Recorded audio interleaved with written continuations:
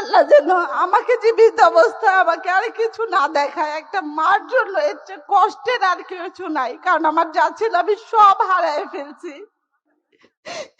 সার্জিদের সাথে আমার 4 বার দেখা হয়, সার্জিস আমার বাসায় পর্যন্ত যায়। আমি সার্জিসকে বলি আমার জিসানের কেমন রেডি আমি দিতে পারবো, আমার সার্জারিটা একটু বাইরে করা দাও, কারণ ডাক্তার বলছিল সিঙ্গাপুরে সার্জারি করাইলে ওর জন্য সবচেয়ে বেস্ট হবে, কারণ এত ছোট বাচ্চা থার্ড স্টেজের কেমন। তো আমি এমন কোনো দরজায় নাই যে নক করি নাই। আমি শহীদ আব্দুল্লাহ বিন জাহিদের মা ফাতেমাতুল জোহরা। আমার ছেলে শহীদ রমিজউদ্দিনের ফার্স্ট ইয়ারের স্টুডেন্ট ছিল। 5ই আগস্ট সন্ধ্যায় তাকে ফ্যাসিস্ট হাসিনার দোসরেরা গুলি করে মেরে ফেলে। আমি এখানে একটু বলতে চাই, 5ই আগস্ট আমার বড় সন্তান আমার মারা যায়। একটা মার জন্য এই শোকটা যে কতটুকু কঠিন সেটা শুধু একটা মাই বোঝে। আমার বড় ছেলে মারা যাওয়ার 14 দিনের মাথায় আমার ছোট ছেলের ক্যান্সার ধরা পড়ে থার্ড স্টেজে। আমার বড় ছেলে 5ই আগস্ট মারা যায়। 10 তারিখ আগস্টের আমি পিজি হসপিটালে ভর্তি হই। 19 তারিখে আমার ছোট ছেলের ক্লোন ক্যান্সার ধরা পড়ে। একটা 13 বছরের বাচ্চার থার্ড স্টেজের ক্যান্সার, তার লাইফে আর কি চাওয়া পাওয়া থাকতে পারে? তার বড় ভাইয়ের মৃত্যু 14 দিন আগে। ইভেন আমার বড় ছেলে মারা যাওয়ার 7 মাস 13 দিনের মাথায় আমার হাজবেন্ড ব্রেন স্ট্রোক করে মারা যায়। 2025-এর মার্চের 18 তারিখ 17 রোজায়। লাইফের এই পর্যায়ে আমি আমার ছোট ছেলের হারানোর আর কি আছে? আমি এই দুঃসময়ে আমার ছোট ছেলেকে বাঁচানোর লড়াই এতটা অসহায় হয়ে যায় যে আমি তখন তত্ত্বাবধায়ক সরকারের কাছে যাওয়ার পরেও তারা আমার বিন্দু মাত্র সাহায্য করে না। আমি স্বাস্থ্য উপদেষ্টার কাছে 3 বার আমার এই অসুস্থ ছেলেটাকে নিয়ে যেয়ে সারাদিন বসে থাকি কেমো দেওয়ার পরে। উনি আমাকে বলে ওনার হাতে কিছু নাই, আমার সন্তানই ট্রিটমেন্ট পায় না, কারণ ও শহীদের ভাই। এই খবর কোনোভাবে আমরা বিএনপির পরিবার কাছে পৌঁছায়। আমি শুধু আমার ছেলে 3টা কেমো খুব কষ্ট করে প্রোভাইড করি। 4 নাম্বার কেমো থেকে আল্লাহর রহমতে জনাব তারেক রহমানের পরিবার, আমরা বিএনপির পরিবার আমার পাশে পাই। জীবনে বাঁচার লড়াইয়ে ওনারা আমার ছেলের পাশে আর আমার পাশে কিভাবে ছিলেন হয়তো আমি আপনাদের বুঝাইতে পারবো না। তখন তো আমাদের যাদের ডাকে আমার সন্তান মারা গেছে তারা তো আমার খোঁজ খবর নেয় নাই। ইভেন সার্জিদের সাথে আমার 4 বার দেখা হয়, সার্জিস আমার বাসায় পর্যন্ত যায়।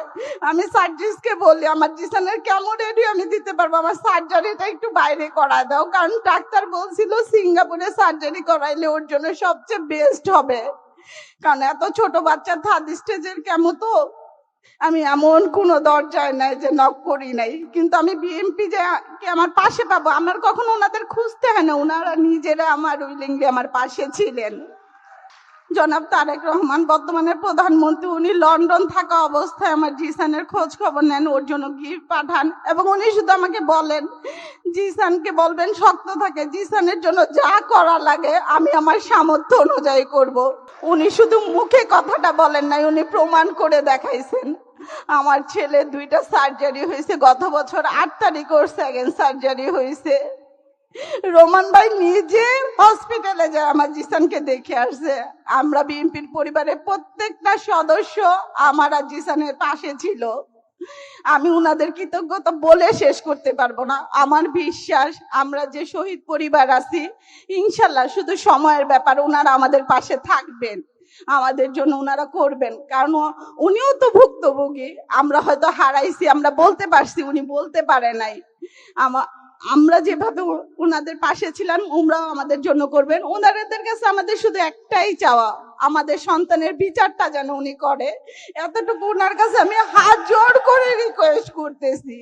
ইভেন আমরা যারা শহীদ পরিবার শহীদ যোদ্ধা আছি তাদের পাশে, তাদের চলাফেরার জন্য, তারা যেন আমরা যে সন্তান হারাইছি কোনো কিছুর বিনিময়ে হয়তো আমাদের সন্তানকে আমরা পাবো না, কিন্তু আমরা একটু সুন্দরভাবে যেন জীবনযাপন করতে পারি সেই ব্যবস্থাটা করলে আর বিচার করলে আমাদের আর কোনো চাওয়া পাওয়ার নাই।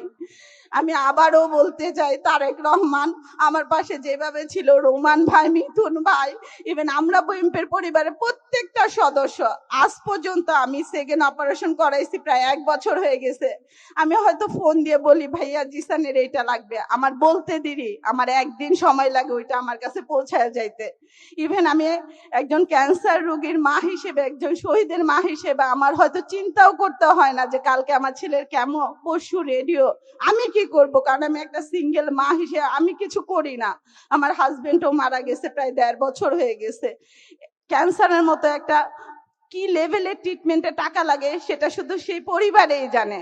আমার দিন শেষ অন্তত জিসানের ট্রিটমেন্টের জন্য আমার টেনশন করতে হয় না।